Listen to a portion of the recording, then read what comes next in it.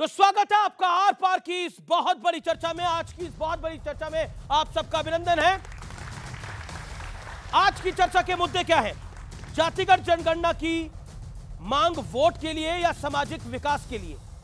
Vote जिहाद की मांग करने वाले हिंदुओं के एकजुट होने वाली अपील का विरोध क्यों कर रहे हैं? वक्फ के नाम पर क्या मुसलमानों को भड़काया जा रहा है, हिंसा के लिए प्रेरित करा जा रहा है? यह बड़ा प्रश्न है। और शिवाजी और सावरकर पर कौन सच बोल रहा है, कौन झूठ बोल रहा है? क्या वाकई शिवाजी का मुद्दा एक बड़ा मुद्दा बन गया है? इन तमाम मुद्दों पर आज चर्चा होगी और मेरे साथ चार बड़े दिग्गज हैं इस पर चर्चा करने के लिए। जोरदार तालियों के साथ अभिनंदन करिए डॉक्टर सुधांशु त्रिवेदी का, member of parliament Bharatiya Janata party के और लोकप्रिय प्रवक्ता। मेरे साथ डॉक्टर अनुराग भदौरिया हैं, उनका अभिनंदन है, प्रवक्ता हैं समाजवादी पार्टी के। मेरे साथ विवेक श्रीवास्तव हैं, लेता है लेफ्ट पार्टी के। मेरे साथ स्वामी दीपांकर जी हैं, आध्यात्मिक गुरु हैं। जोरदार तालियों के साथ इनका भी अभिनंदन है। तो आप तमाम लोगों का स्वागत है। शुरुआत आप ही से कर लेते हैं डॉक्टर सुधांशु त्रिवेदी। जाति और धर्म यह सियासी कर्म है, लेकिन शिवाजी को लेकर जो प्रधानमंत्री ने माफी मांगी है और कहा है कि हम तो वाकई दुखी हैं इसको देखकर कि जो शिवाजी की प्रतिमा गिर गई, लेकिन जो सावरकर को गाली देते हैं वो कब माफी मांगेंगे? देखिए, माननीय प्रधानमंत्री जी ने कहा है कि छत्रपति शिवाजी महाराज उनके लिए आराध्य देव के हैं, आराध्य देव हैं, और इसलिए उस घटना के लिए उन्होंने कहा कि मैं अपने आराध्य देव के चरणों में शीश झुकाकर माफी मांगता हूं। मगर मैं देश की जनता को यह भी बताना चाहता हूं कि यह घटना कहां की है? सिंधुदुर्ग की। सिंधुदुर्ग में जानते क्या हुआ था? आज तक इंडिया की नेवल एक्सरसाइज जो होती थी वो हमेशा एक पर्टिकुलर जगहों के ऊपर होती थी। पिछले साल पहली बार सिंधुदुर्ग में हुई, क्योंकि सिंधुदुर्ग छत्रपति शिवाजी महाराज की नेवी का हेडक्वार्टर था। यह इस बात का प्रमाण है। नंबर 2, भारत की नौसेना के झंडे के ऊपर एक हिस्से में यूनियन जैक आज तक बना हुआ था। यद्यपि अटल जी की सरकार ने उसे हटाया था, मगर फिर सोनिया जी की छत्रछाया में बनी सरकार ने उसको दोबारा स्टैब्लिश कर दिया था। उस झंडे से, नौसेना के झंडे में से वो हटाकर वो जो पंचकोणीय सील लगाई गई है वो छत्रपति शिवाजी महाराज की नौसेना की सील थी। ये इस बात का प्रमाण है कि मोदी जी के टाइम में शिवाजी महाराज को लेकर किस प्रकार की, और मैं आज के जनरेशन को बताना चाहता हूं, बहुत से लोगों को पता ही नहीं होगा, हम आजाद हुए थे 47 में, पर आपको पता भारत का नेवल चीफ किस साल तक अंग्रेज रहा है? 57।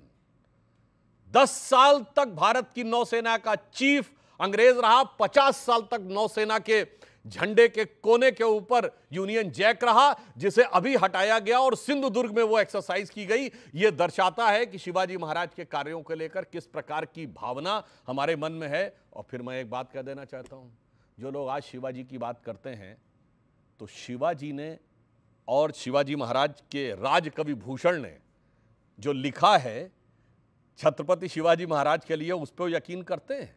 उनके लिए लिखा गया, राखी हिंदुवानी हिंदुवान का तिलक राख्यो, स्मृति पुराण राखो वेद धुन सुनी में, और शाही के सपूत शिवराज शमशीर तेरी, दिल्ली दल दाब के दीवाले राख्यो दूनी में।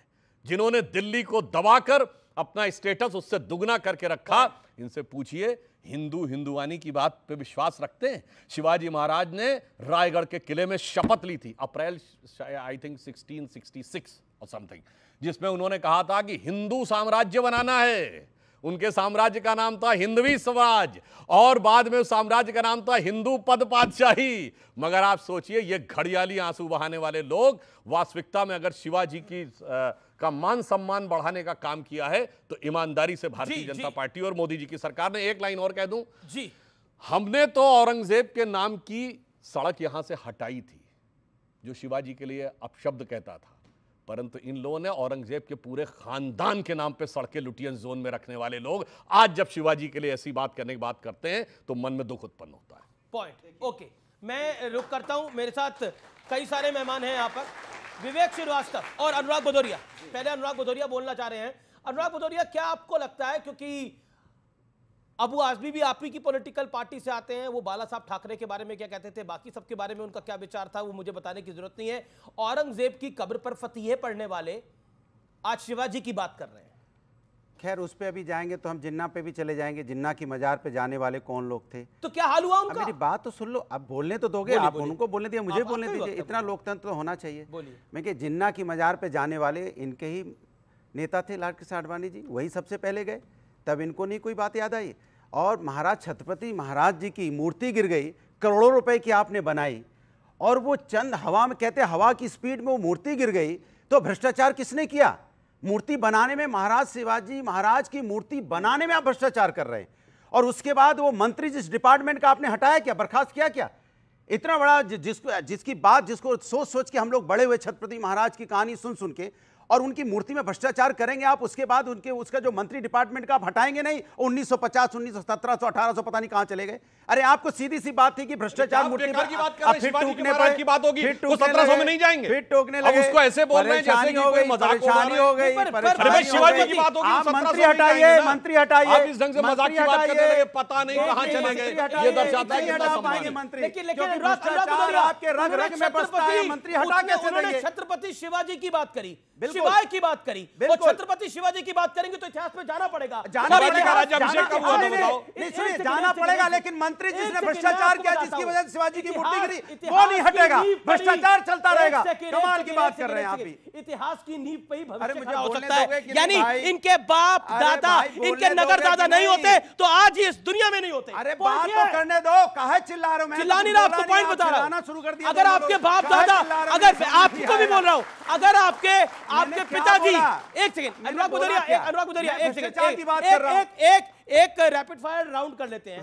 अनुराग भाई, आपके पिताजी नहीं होते तो आप होते नहीं, आपके दादाजी नहीं होते तो आपके पिताजी होते नहीं, आपके परदादाजी नहीं होते तो आपके दादाजी होते, आगे बताइए भला, आपके नगर दादा नहीं होते तो आपके परदादाजी होते नहीं। इसीलिए शिवाय की बात करना, शिवाजी की बात करना अनिवार्य है ना। तभी तो मैं कह रहा हूं कि वो सम्मान की बात है, गर्व की बात है। उनकी मूर्ति गिर गई इनके भ्रष्टाचार की वजह से, और उस पर पर्दा डालने के लिए आप दुनिया भर की बातें कर रहे हैं। सिर्फ एक शब्द नहीं बोल सकते कि हमारे मंत्री, हमारे पीडब्ल्यू डिपार्टमें महाराष्ट्र में भ्रष्टाचार हुआ, ये मंत्री गिरफ्तार हो गया भाई, इसको हटाओ। कॉन्ट्रैक्टर गिरफ्तार हो गया, कॉन्ट्रैक्टर, मंत्री नहीं तो वो होगी भाई। और क्या? आप सुनिए, आप इनकी बात सुनिए। ये वो लोग हैं जो हर चीज को किस पे ले जाते हैं, किस पे लेके चले गए? ये हाँ, धर्म पे।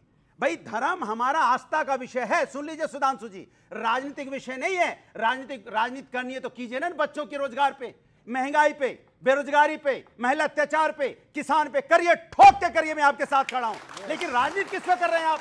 राजनीति कर रहे हैं, राजनीति किस पे कर रहे हैं? धर्म के नाम पे मत कीजिए, धर्म के नाम पे हमें मत बांटिए। हम सुनिए, हम ना हिंदू है, ना मुस्लिम है, ना सिख है, ईसाई है, हम हिंदुस्तानी हैं। गर्व से कहते हैं हम भारतीय हैं। आप भी गर्व से कहो, क्यों बांटते हैं? अनुराग आपने अपनी बात को रखा। अब okay, Sudhanshu Trivedi, then Vivek ji, I will come to you. को जवाब देना चाहता हूं।